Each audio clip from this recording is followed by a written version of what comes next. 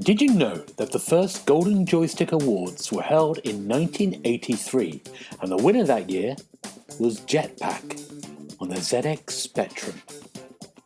You're listening to the Xbox Hub Podcast, the official podcast of the TheXboxHub.com. For all the latest Xbox news, reviews, videos and opinions, make sure you visit the TheXboxHub.com. But for now, settle down, get comfy and open your ears for some podcast delights. Hello and welcome to the Xbox Hub Official Podcast, episode 105. My name is Gareth Bronny. I'm going to be your host. On my virtual left is Mr. Darren Edwards. How you doing, Darren? Hello, I'm very happy to be on the virtual left for once. I know. I'm chuffed with that. Yeah, I'm well. How are you? I'm very good, thank you. Good. You just hot-footed here from work, haven't you? Last minute. Just through the door 5 minutes ago, absolutely. Wow. Avoiding the usual carnage on the M1 on the way home. Wow. The M1. Not nice. Not at all. On my virtual right is Mr. Paul Renshaw. How are you doing, Paul? I'm doing very well, thank you, Gareth. How are you? I'm very good. You don't mind being on the right, do you? You don't want to be on the left? Well, do you know what? I was going to say, being on the left, I think perhaps suits Darren a bit more looking at his Twitter feed. So, yeah, we should be all right. That's a different podcast. Yeah. Let's talk about Boris Johnson this week. No, okay. You know, he's been to Peppa Pig. He's been to Peppa Pig World, yeah. Good. Right, gentlemen, what have we been up to this week? Paul, what have you been doing this week? What have I been doing? Well, aside from the usual kind of working, I'll tell you something that I have really enjoyed this week, and that's your 90-second stories that you've been putting on YouTube. I know you don't want to tootle your own trumpet or anything, but I've got to say that the writing and the delivery of those little videos has been very enjoyable, Gareth, so good job. Oh, thank you, Paul. You're very welcome, my friend. Good. Oh. The other thing I've been is I had to make an emergency trip to London yesterday, which I always love, especially when as soon as I turn off the North Circular. Is it Sadiq Khan? Is he the mayor now? He's like, oh, he puts his hand straight in my pocket and takes £12.50 off me. So that was enjoyable. But I had to go to London because I had a phone call from the manager of one of our branches down there who said, you know that server computer we've got? And I said, yeah. He said, is it a problem if it's full of coffee? Yeah, it might be a bit of a problem there. And he was like, we'll see you in a couple of hours then, shall we? I was like, yes, wow. Let me get another one and jump in the car. So, my goodness. Yes, had to drive to the lovely New Covent Garden market and rescue the situation. But, you know, not all heroes wear capes. So I managed to rescue everything and then managed to get out of London again in no more than 3 hours. It was amazing. That's amazing. That's amazing. Did you know it's a new tube station opposite the market? Do you know what, mate? I didn't. No. Being in the car, I wasn't looking at tube station. It's very shiny. Battersea Power Station, tube station, yeah. I know Battersea Power Station's increasingly shiny these days. Isn't it? It is. Yeah. Look at that. Very nice. Good. Is that your neck of the woods, or are you further out? I know that neck of the woods very well. I'm a big I work a lot down there as well, so I know it very well. Good. That was good. You didn't slag London off too much, Paul. Well, do you know what? I thought, shall I start ranting about the traffic and the stupid delivery cycle drivers who have got some kind of death wish, and how if you leave a 3-inch gap between you and the car in front, there'll be 2 taxis in it. But I thought, no, I'm just going to leave it. But it's always depressing when you get to the bottom of the M1 and it says 7 miles to your destination. It's going to take you an hour. And you just think, oh, for goodness, I could walk faster. It's hard because I learned to drive in London. So for me, going anywhere else is kind of a bonus. And you get used to this is how I'm just used to it. I'm used to driving this way. And you could drive anywhere in the world, I think. Yeah, absolutely. You could drive around Calcutta with not a problem. No, exactly. Darren, what about your week? How's it been? What have you been doing? What's been the interesting? I just enjoyed Paul's little description of rant in brackets about visiting London. Just in case we didn't know what we were going to get. Mostly work for me as well this week, although I did enjoy watching Games Master yesterday. Finally returned. I know you've been watching it as well, Gareth, and Yeah. I just loved it. I mean, I'm a bit too young to remember the originals when they were on, but I watched it on YouTube and stuff. But yeah, I thought they nailed it. It was really, really good. I enjoyed it. It was just nice to have a whole show dedicated to video games and people's love of video games. It was really, really good. And Trevor McDonald as the Games Master, I mean, that's inspired. I thought he was hilarious. I thought he played it brilliantly. You know what? It had a really great.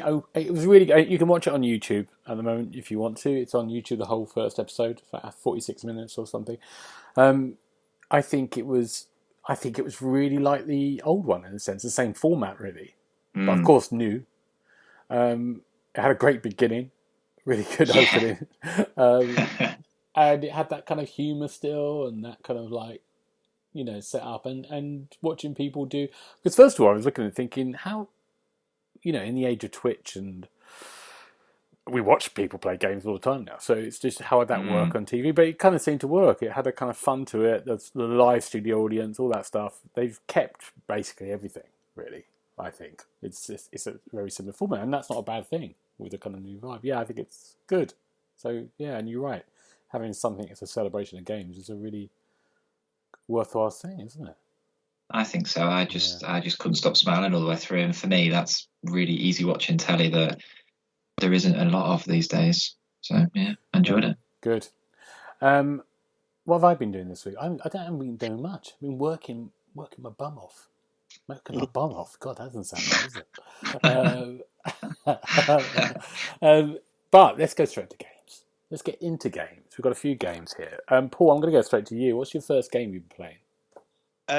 Well, imagine my surprise when I looked at the plan for this podcast, because believe it or not, listeners, there is a plan.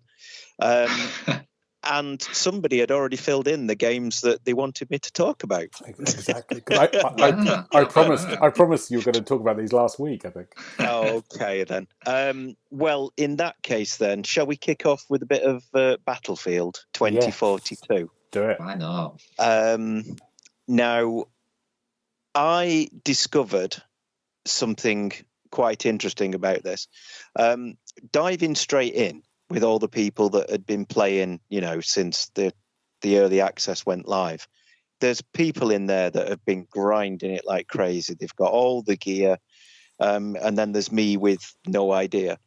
So basically, we're playing Conquest, which I'm quite used to from my career in Battlefield multiplayer. And I was getting battered left, right, and centre. And I wasn't enjoying it, to be honest. It was, you'd spawn in, you'd immediately get shot in the face, and I was thinking, oh. And then I discovered that you can actually play the all-out warfare section against bots. So you can just have you and your squad, or you could just be on your own, and then have the rest of the teams filled with AI. And you can even make the AI really, really stupid if you want to, which is, always good fun. So, yeah, basically, it picked up a lot from then, because a thing with Battlefield is what you need to do is learn the maps. You've got to learn where things are and everything else. And it's a lot easier to do that when you're fighting against the AI than it is when you're fighting against real people. So that's my top tip. If you want to learn how to do things, which is your favorite gun, the only way you're going to find out is by trying them out. Same with the vehicles. The tanks drive so differently from all the other vehicles now that it's really quite tricky to figure out what you're doing with it. So yeah, if you're struggling, my top tip for you guys in Battlefield is try the AI stroke co-op missions. They're a lot easier. Okay. Other than that, I mean, it's the same old Battlefield, but I have to say the Portal mode is a triumph. It's just amazing. Seeing people, I mean, I went onto one server where it was troops and equipment from Battlefield 1942 against troops and equipment from Battlefield 2042.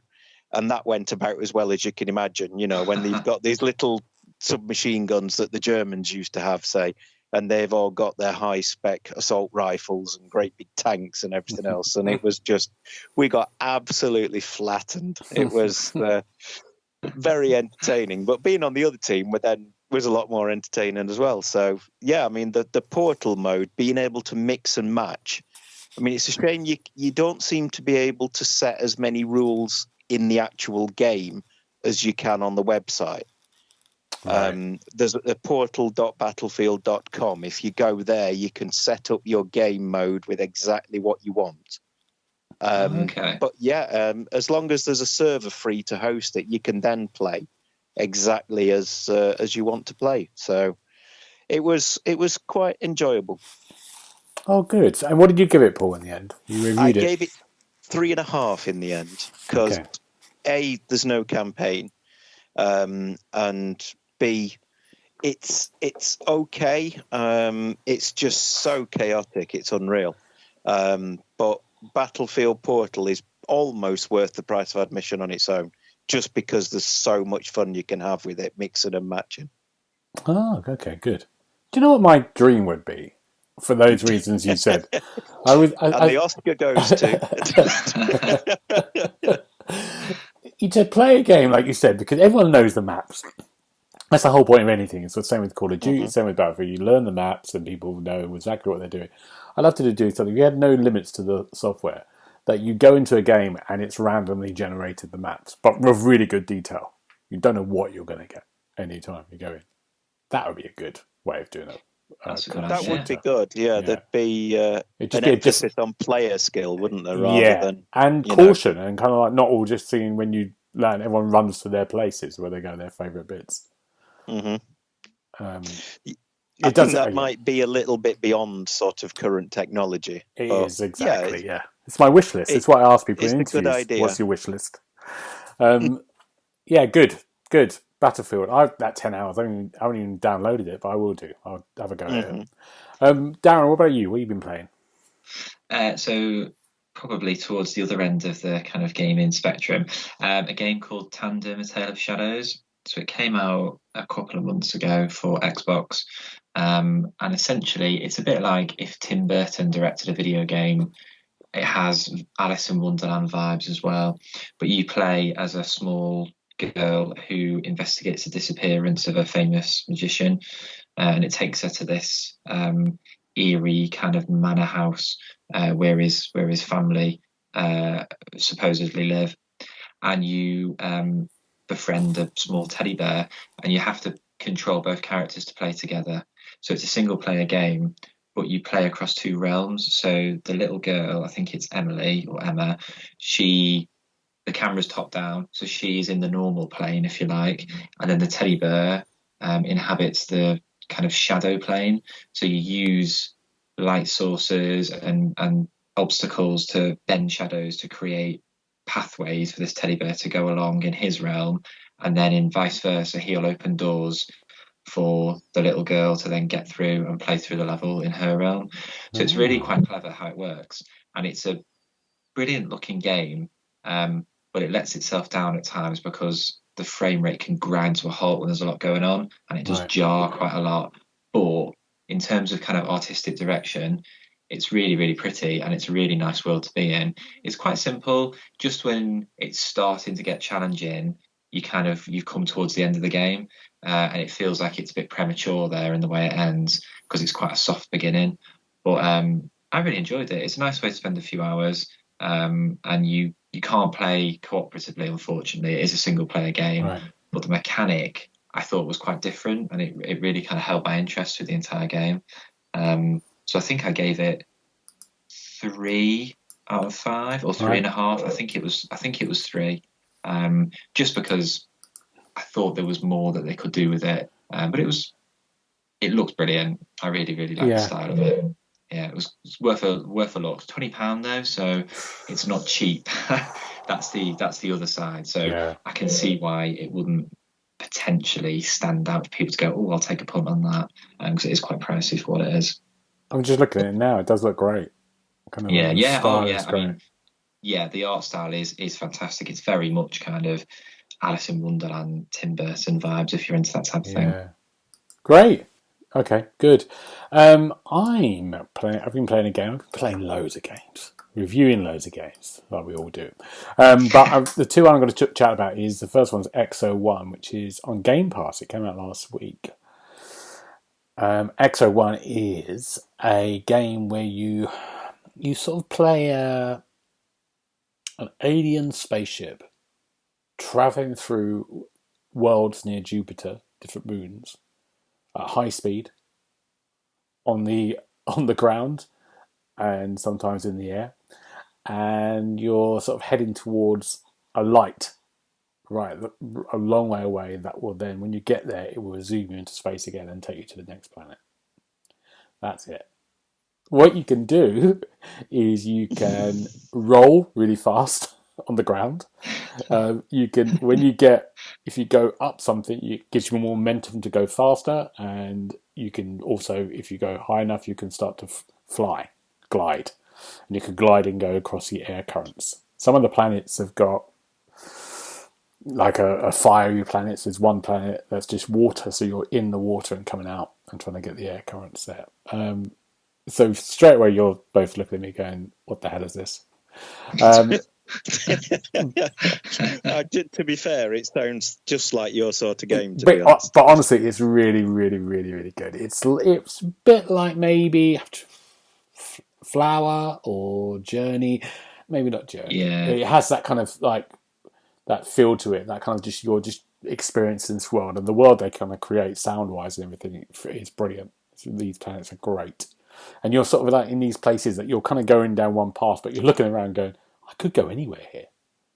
But it's so big, it feels so huge, but you're carrying, and on the planets are strange kind of alien kind of like buildings, sometimes weird structures. It's like the film 2001: A Space Odyssey, but you're playing the game visually. It has that kind of feel to it. And there's a kind of little story there about a Jupiter human space exhibition that's obviously gone wrong. So yeah, it's really good. I mean, it's getting some really great reviews as well. People are sort of loving it. It's kind of become it caught my eye. Yeah, it looks really interesting. I love games like that, kind of almost like a sensory experience as opposed to your traditional kind of objective-based video game. Yeah. I was interested. I wasn't sure if there was a story, so it's interesting to hear that there is a narrative that kind of ties it together, and it's not completely open. No, definitely. I do like a narrative in a game, so I might pick that up on it's Game Pass. Did you say? Game Pass? Yeah. Yeah, free on Game Pass. Worth playing. Good, Paul. What's your? Well, I know what your next one because I wrote it for you. Yes, my next one was the network test for Elden Ring, which was very, very good indeed. So, yeah, I mean, unfortunately, I redeemed the code before I heard last week's podcast when you were talking about how these codes are changing hands for $250. Yeah. Otherwise, it would have been a case of, oh, sorry, Neil, that code didn't work. May I have another? Yes, but no, I was quite glad I managed to get into it. I mean, it was that you were only allowed to play in like 3-hour chunks. And it was at some very peculiar times. One of the times was from 3 a.m. in the morning till 6 a.m. Wow. So, yeah, I wasn't quite that dedicated, but I did manage to get a couple of sessions in with it. And it's very, very good.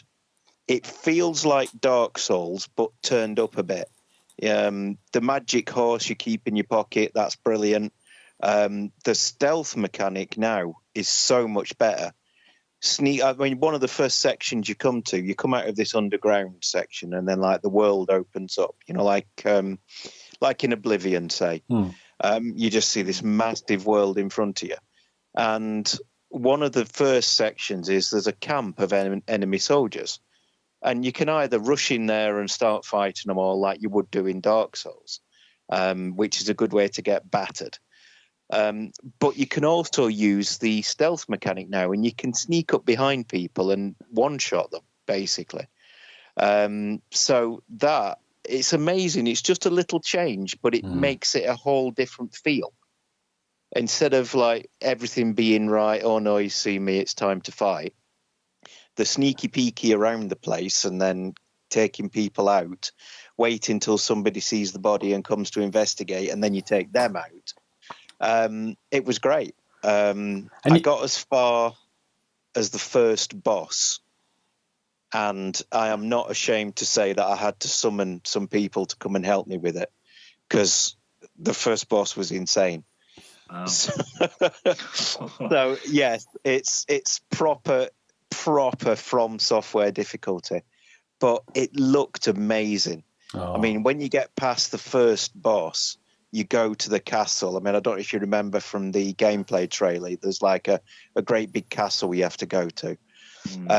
And just standing on the ramparts of this castle and looking out over the world, it was absolutely beautiful. So yeah, I was very impressed by it. And you can jump now, can't you, as well? Yes, Yeah. you can indeed. How does that feel? It feels, strictly speaking, you could kind of jump in Dark Souls. Yeah. But it was a case of you had to run and then click the stick in, and it was really cumbersome and not easy.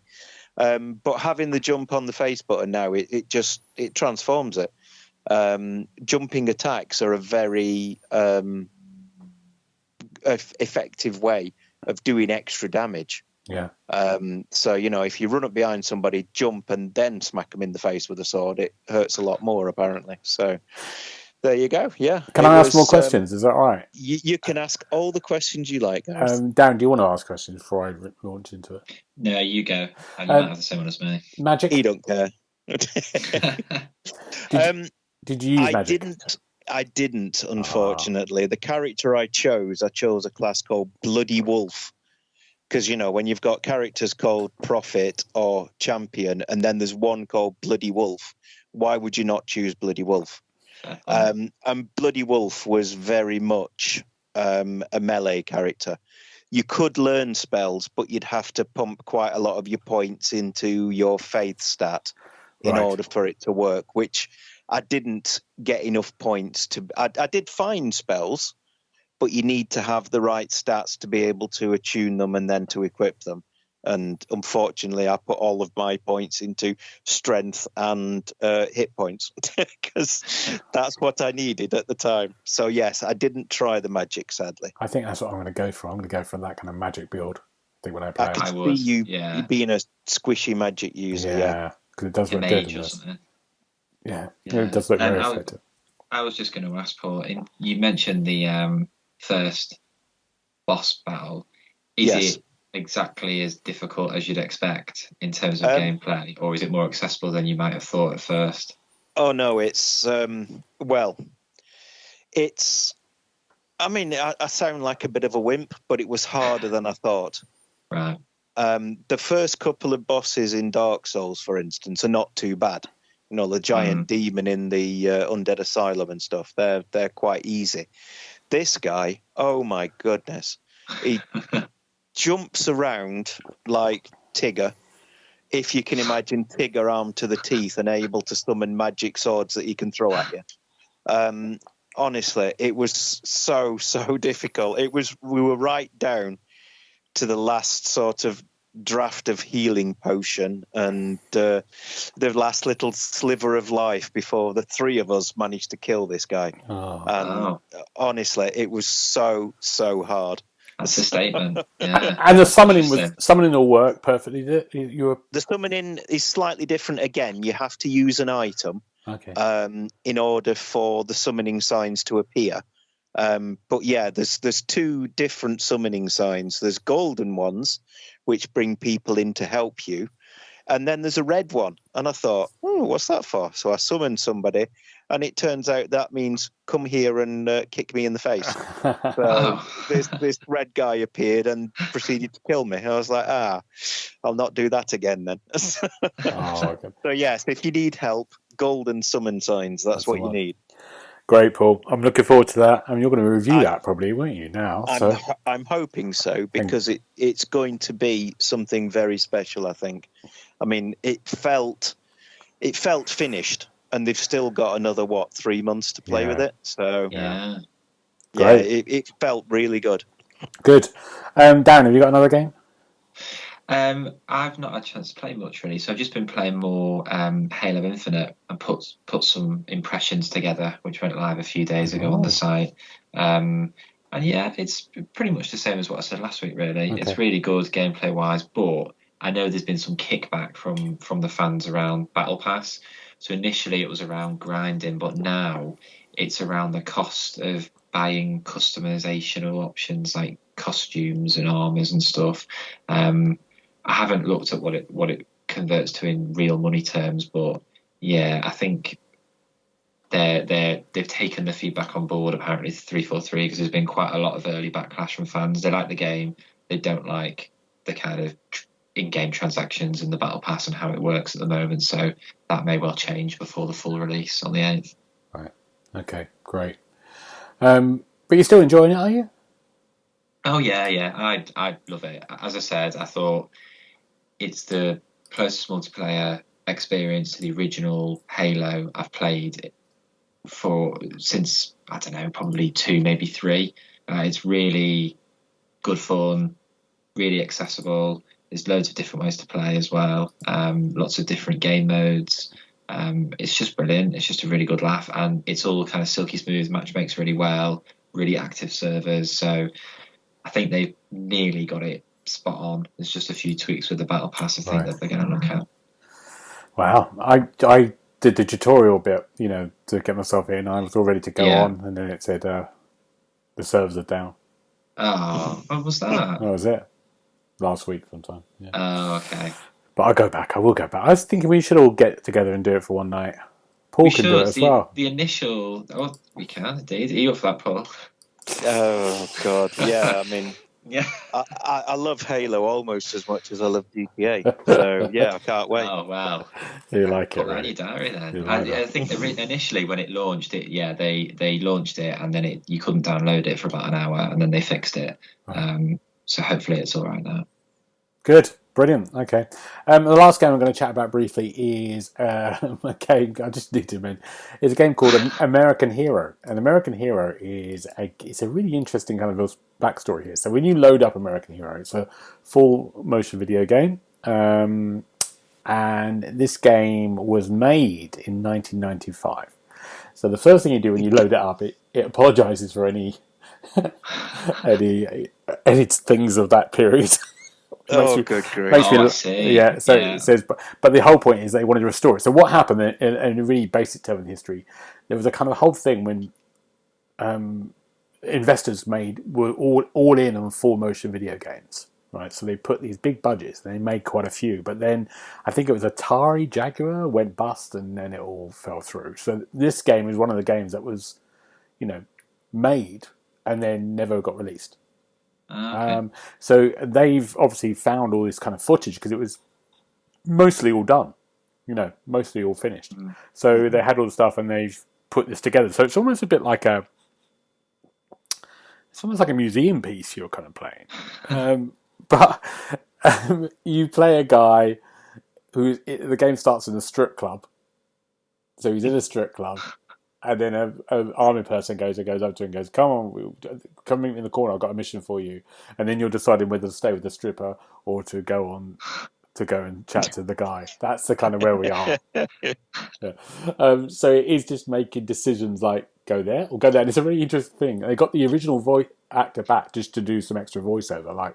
And I think it's the stuff when it literally looks one way and goes, stay with stripper, go meet him. Stay with stripper. And it keeps repeating that till you make a choice, and then you do it this way, and it's like a bong. I mean, it's so bad, it's good. It's got good film values. A lot big budgets as well. There's some sort of fights, but it's so bad. It's kind of when I first started, I was like, oh god, because I died straight away. I died instantly in the first minute. And I was like, were you killed by the stripper? Yeah, I was. Yeah. And then I kind of could play more, and done quite a thing. You could die quite a lot. It's got a lot of the multiple choices. They're really great, but it's like a B movie. It's hilarious. There's a Nazi villain who's trying to poison the waters of LA. It's kind of amazing to play it. but of its time. Mm. But yeah, there's something quite interesting about reviving something of that time. But yeah, American Hero out now. I don't know what I'm going to give it. I haven't reviewed it yet. God knows how I'm going to start this one. But yeah, interesting. Right, gentlemen, let's go on to the Golden Joystick Awards because the results are in. They are. Now, I've just said at the beginning of this podcast, hopefully if I've recorded it right, the Golden Joystick Awards started in 1983, and I think they're kind of voted by the public, aren't they? So all the nominees are up. Is that right? Yes, I believe so. Yeah. So should we just have a little go through? We'll go through really briefly what's won, and you both can say no or yes or argue. The best storytelling, Life is Strange: True Colors, won that. I not played it. I've played it. I gave it 5 stars. I think that's a really good. It's brilliant storytelling. So that way it made it into. Is it made it into the narrative nomination for the Game Awards as well? I think we talked about it last week. Yeah. So it sounds like it's a worthy winner. Although again, I've not played it either. Best multiplayer game, It Takes Two. Can't argue with that. I love that game. Yeah, it's very good. To be fair. Best audio, Resident Evil Village. It's very good. It's a very good game. I was interested to see how many it scooped Village after me playing it down a bit last week. It's done quite well, hasn't it? Yeah, it has done well. In terms of Golden Joystick. It did get a few, yeah. It's a really good game. Best visual design, Ratchet and Clank Rift Apart. You've played that, haven't you, Darren? I have. I've not played it as much as I'd like, but it is. I think Richard said as well. He was a massive fan of it, and it definitely had that feel of a game that was made for the PS5 for the current gen. I'll try not to call it next gen. It was really impressive, and the way you just go seamlessly through portals from one world to the other. It is fantastic. Yeah. If you want to butt in and disagree with anything, I'll just go through them. I'm waiting till we get to a game I've played. Best game game expansion. Where's Blood Rain? Ghost of Tsushima. I think that's fine. I don't know. I've got nothing else wrong with that. Mobile game of the year. We don't care about that. No. Best game in hardware. PS5. No. I might have an issue with that one. Yeah. How? Because being completely objective, I don't want to start a fanboy war or anything else, but isn't the Xbox Series X the most powerful console ever made? Isn't it more powerful than a PS5? I think you're right. I am right, just on a purely technical level. Yeah. I think it's just there's more PlayStation people than there are Xbox people. And that's what it is? That's the reason it's won. Yeah. Still, I would assume. There you go. Yeah. Okay. I disagree with that one. I think the Series X should have won it, but There you go. Who am I to argue with all the Sony people in the world? Best indie game, Death's Door. Absolutely, very, very good game. I played that one. Studio of the Year, Capcom. Yeah. Really? Apart from Resident Evil Village, what else have Capcom released? Yeah, a lot of old games. Something obvious. Yeah. There's been there have been some re-releases, but yeah. To be fair, they did do. Is it Ghosts and Goblins Resurrected? And that was very, very good. Yeah. But it's not really in the same league as some of these games, is it? Or am I being a bit harsh? No, it's not. Excuse me, it's a very good game. I gave it 5 stars. Thank you very much. Did you? Oh, okay. I did. Maybe I should go and check that out. It took me right back to being sort of 14 and playing the original. It was absolutely fantastic. And I managed to get it's brought in multiplayer as well, so I managed to get the boy playing with me, and he loved it as well. So it's like a whole new generation enjoying the games that I used to play when I was a kid. So there we go. Yeah, there you go. Best performer, Maggie Robertson for Lady Dimitrescu from Resident Evil Village. The videos I've seen, she does look quite impressive. So yeah, does. Careful. She was definitely a fan favourite, wasn't she? I think the internet melted down when she was revealed. Yeah. And she's great, the actress who does it, because she's just nothing like that. Looks nothing like that. Yeah, so it's great. Yeah. And very funny woman. Breakthrough Award, that's House Marquee, who did Returnal, I think that's right, isn't it? Right. I think, maybe I've got that wrong. I'm sure it's them. One of us can check it. Yeah, not on my phone. No, let's check it. Let's check it quickly. Talk about yourself. Yeah, Returnal. Yeah, they did Returnal. Yeah. And Lovely weather. PlayStation just bought them. Yeah, I'm not. Yeah. It's all right. Yeah, it's the tough one, isn't it? Breakthrough, because you're never quite sure if the people that make the games have made games before or whatever. So. Yeah, and I think there's probably a lot of indie developers who have made games. Their first games are going to be brilliant this year. So I think I'd probably give it to someone a bit smaller. Housemarque had done other stuff before, So anyway, anyway, best game community, Final Fantasy 14. Is that still going? Apparently, well, there's still the next one is the Still Playing Award. So yes, I guess it is. Wow, I thought No Man's Sky might get that, but yeah, okay. PC Game of the Year, we don't care about that. But it is Hitman 3. We like it. It is Hitman 3, which is very good. So Nintendo Game of the Year, Metroid Dread. Don't know about that one, to be fair. The boy finished it in a day and a half. Oh, Best 50 quid I ever spent. What would you put instead of Metroid Dread? I don't know. I don't think there's been a lot of big releases like your Marios and your Zeldas and stuff in the last year, so I think it's stood out. I don't think Animal Crossing was in the last year, was it? I think that was before. So I think actually it's been rather quiet for the big Nintendo mascots. That might be why that's made it in. I think. Yeah. Was Dragon Quest this year? Because that's very good on the Switch. I'm not sure if it was. It may have been. It might have been last year. I'm not sure. But, yeah. I think the wife's put something like 200 hours into Dragon Quest on her Switch. Wow. She loves it. So.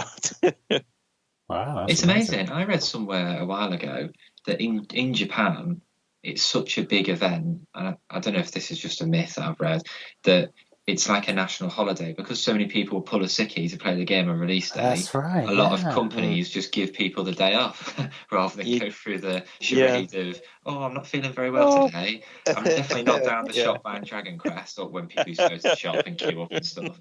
I find that amazing. What a great bit of trivia. Yeah. That's really good. Should see if we can get a Halo Day or something. Yeah. Oh, if only, Xbox Game of the Year, Psychonauts 2.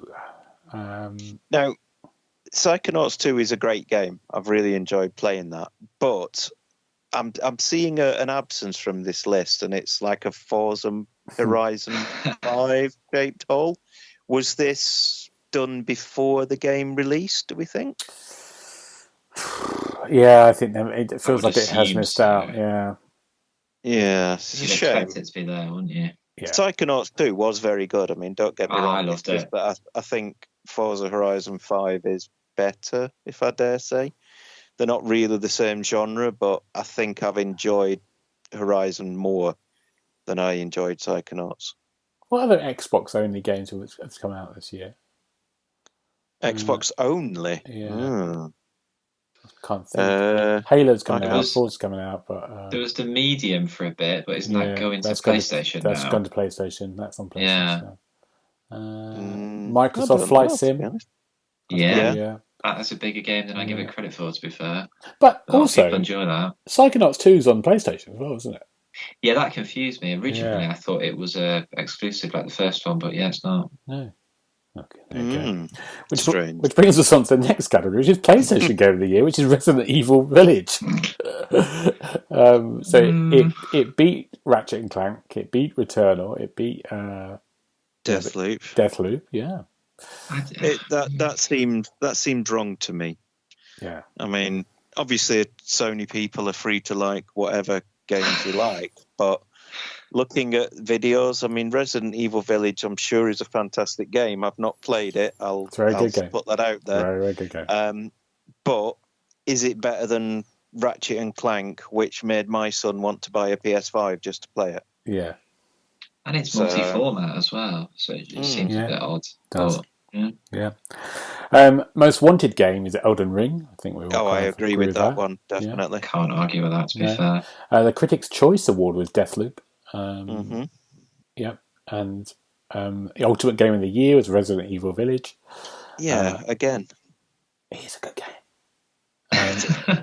Is it the ultimate game of the year? Is it better than every other game that's been released I this don't year? think it's been a great year. Well, There's a lot of stuff that that's we true. are going to get, and we're going to get next year. I Next think. year's going to be mad. But yeah. Mm-hmm. Ultimate hardware of all time is a PC. And the ultimate game of all time is Dark Souls. That I can agree with, I think. It's a fair shout. Isn't I it? don't agree with that. Yeah. No. I don't think it's that. No. But because I think it's very, as a mechanic, but it's very, not many people play Dark Souls.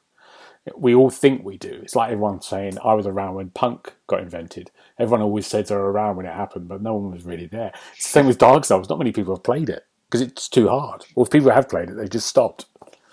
Yeah. No. Apart from you, Paul. Darren, have you played it all the way through? No. No. So that's a fair point. I can't argue with you there, Yeah. Gareth. James hasn't. Those of you aren't. Just you, Paul, and me. It's just me. Me and you. Yeah.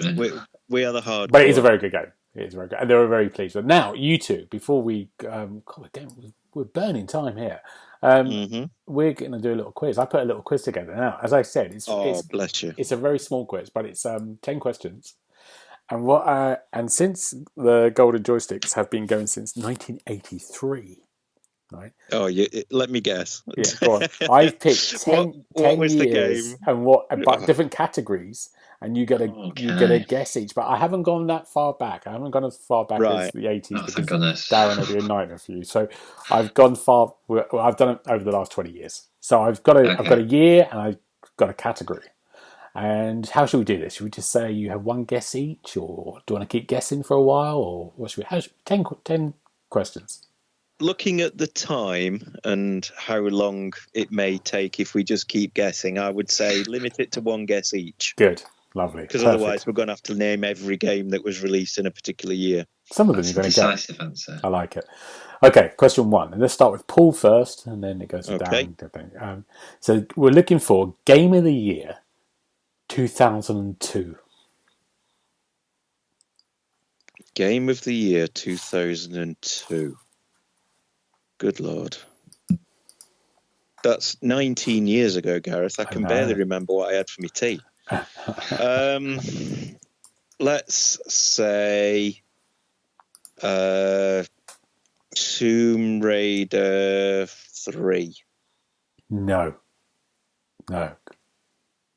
Darren, what are we going for?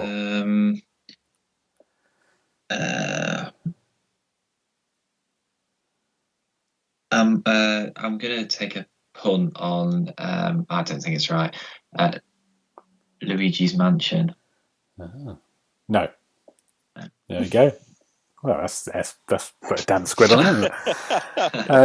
It is. What do you have a guess, Gareth? Oh, maybe. It's Grand Theft Auto 3. Oh, of course it is. Yeah. Okay, good. Well, 0-0. That's okay. That's good. The next one, Darren goes first. Right. Family Game of the Year 2006. 2006. Family Game of the Year. Right. It's a game I forgot existed. I think I might know. Is it Wii Sports? No. Very good, though. Very good. Is it going to be something like Mario Party? No. Or one of the numbers? No. No. Sorry, 0-0 still. 0-0 still. It is Nintendo Dogs. Do you remember that? Oh, I had that. Yeah. Everyone had that That on their was little a phenomenon. thing. Yeah. Was that a family game? Could you do multiplayer in it? I think you could. I think you could look after someone's dog, can you? On your You could trade and don't things, remember. Do something. Is it a bit like Pokemon? Can you make them fight? I don't know if you could do that. No, I think you just have to pet them. You might have overestimated our ability at this quiz. I know. Yeah. That was huge, that game. Next one. Right, Paul. Yes. Online Game of the Year 2009. Call of Duty Modern Warfare. No, Paul. Damn it. Darren.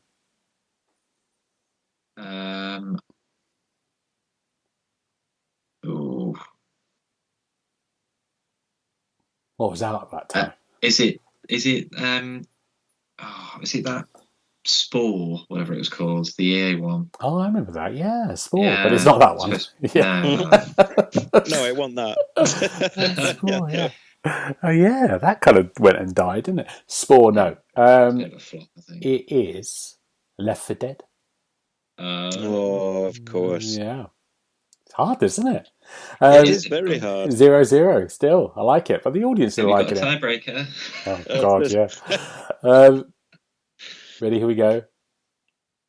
Free-to-play game of the year 2011. It's your go first, Daz. I can't remember any that far back.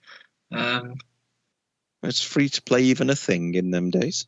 I wonder, yeah. It was the first year I think they had this category, so some of these categories come for the first time. Oh, is it Angry Birds? No, it isn't. Oh. Paul? Is it Plants versus Zombies? No. 0-0 still. It's League of Legends. Oh, of course. 10 years ago, that was. God. Lol. Yeah. Right, 0-0. It's okay. We've got a few more. Good grief. It'll be a long night. Here we go. It's getting easy now because it's getting nearer the time. It's getting closer to o'clock. Right. You say that, but... Who's going first? It's me this time. Okay. Best storytelling 2013. And this was a category I don't think before this. Best storytelling. Best storytelling. Was it? I don't know if this is the right time period, but Brothers: A Tale of Two Sons. It is the right point, but it's not the right one. You know. Oh, damn it! It's the right what? Sorry. It was the right area. It's the right year. Yeah. Oh, okay. I thought there was more of a clue there for me. No, exactly. 2013.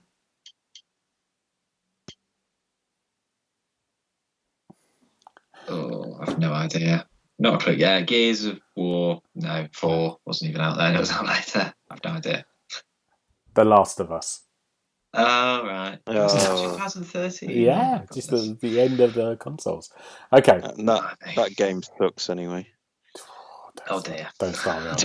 Don't start me. Don't start me going. Honestly, I bought a PS3 and I bought that game and I just played it for a bit and then thought, I don't see what the fuss is about. Don't like it. Sacrilege. Sacrilege. Best original game 2014. Go on, Daz. You've got this.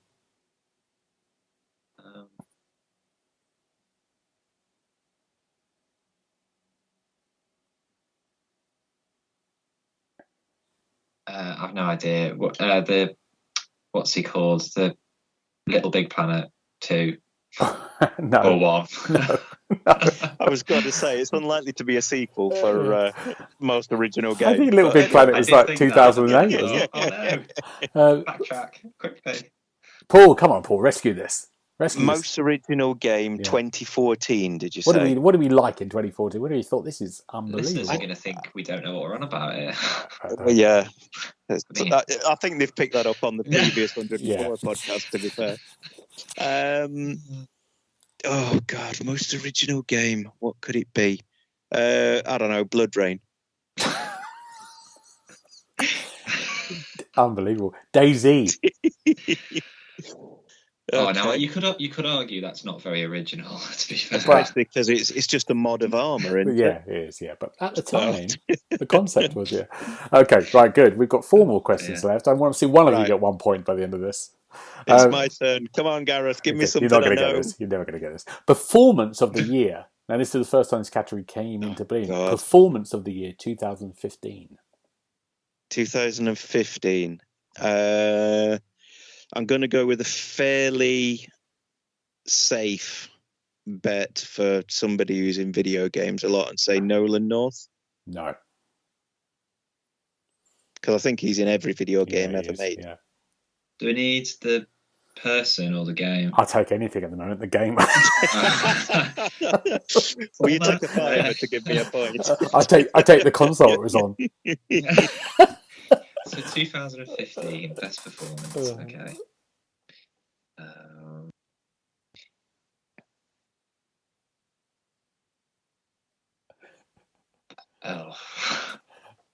I don't know. Alien Isolation. Was that around that point? Yeah, it was. Yeah, no. It was Ashley Birch who played Chloe Price in Life is Strange. I should have probably guessed Ashley that. Birch had a great kind of like 2 years. She won that, and then next year she won for Horizon Zero Dawn. She played Aloy. What? Yeah. I thought you were going to say one of the dinosaurs. Yeah, one of the dinosaurs. It gets harder. That's range, isn't it? That's range.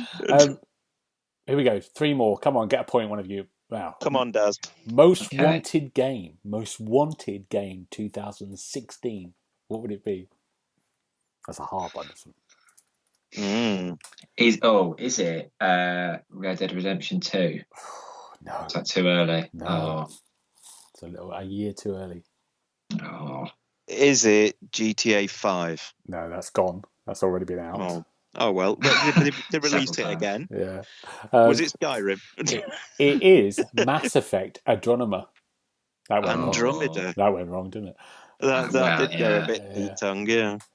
Okay, 2 more. Come on. Right. Come on, my turn. Right. This time. 2017 Best Visual Design. 2017 Best Visual Design. Oh God, what was good in 2017?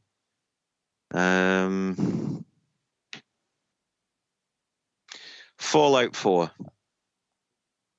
That was it then. Okay, no, but it's not that. You could just this say is only stupid, 3 years ago, couldn't you? It's 4 years ago. 4 years ago. Sorry. Best visual design, did you say? I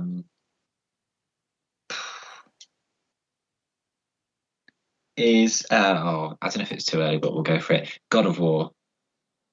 No. Oh. No, you're getting near the top, but it's Cuphead. Oh, yeah. Of course. Yeah. That was an Xbox originally exclusive, wasn't it? I think it was. Yeah. And then it got ported. Yeah. Mm-hmm. It was very good as well. Right, we've got one question left. Come on, Daz. I want one of you to get it. Any one of you. 2000. Maybe give us a question about the ones we've just read out. We might remember them. 2021 most wanted game. Is it Elden Ring? Oh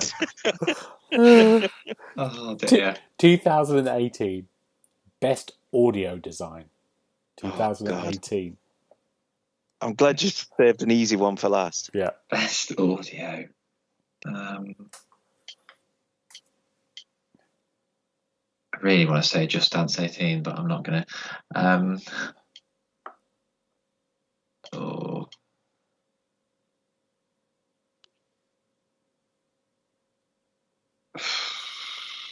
No idea. I'll guess. I'll guess. Gears 5. No. This is it, Paul. It weren't out, this is it. 2018. Big year for games. 2018. Massive year for games.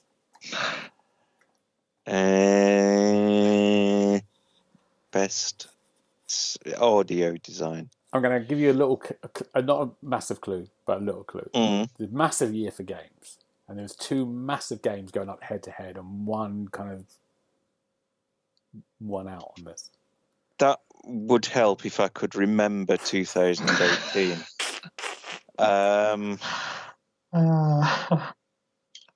What was huge in 2018? Let's try, I don't know, Battlefield 5. Oh my God. No. God of War. Oh, which Darren says from the one before. And the other game with the big Red Dead 2. That was the 2 games. Yeah. Well done, guys. People at home will enjoy that because they can guess and shout. Go, you idiots. And said that these guys are idiots. Yeah. But 0-0. I've got no tiebreaker. I don't think you deserve a tiebreaker, if I'm honest. No, I think you're right. I mean, in my defence, I am quite old now and very rarely remember what I go upstairs for. So asking me about games from 2002 is, beating a dead horse. I think we're gonna finish there. I think that's a good way to finish it. There's not really much news. Is there? A couple of bits and bobs. Nothing much we can chat about. I mean, the Dragon Age 4 creative director's left BioWare. Doesn't look good for Dragon Age. It's not ideal, is it? I mean, he seems to have left rather quickly as well. So makes me wonder what's gone on there. It's just when you get an email from the boss going, yeah, you don't work here anymore. It's like, okay then. My last day is today. Goodbye. It's been, Yeah. Just very quickly, there's rumours of a Mass Effect TV series being developed at Amazon. Would you two like that? Is that a good idea? Well, I think so. I think it lends itself to it. Yeah. I love what they did with The Witcher on Netflix. That was very good. Yeah.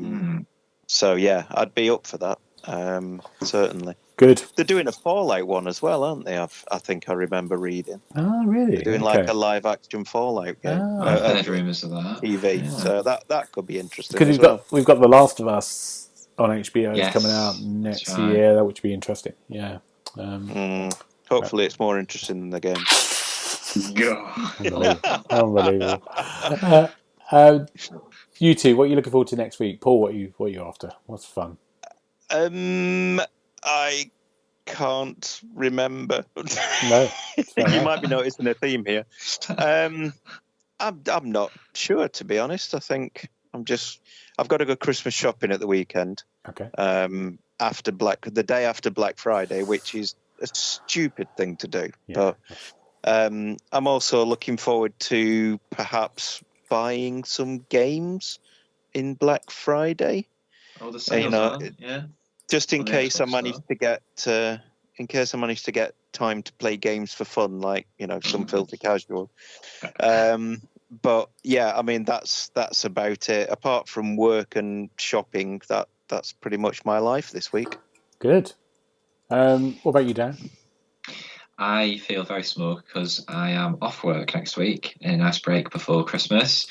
So we are going to do some Christmas shopping as well, just to get some inspiration because I've not started yet. And check out the new Hawkeye Disney Plus series, which premiered the other day. It's had mixed reviews, but it's only 6 parts, so give that a go, see how it is. Good. I might play Solar Ash. I probably won't because I've got so much to play. I've got a backlog, so I'm not going to buy anything new. I'm going to be very miserable and not do anything. Gentlemen, if we want to get hold of you, where can we get hold of you? Darren, where can we get hold of you? So you can find me on Twitter at 27Darren. Good. And Paul, what about you? I am also on Twitter at XboxHubPaul. However, I don't want to have arguments with the fans of The Last one.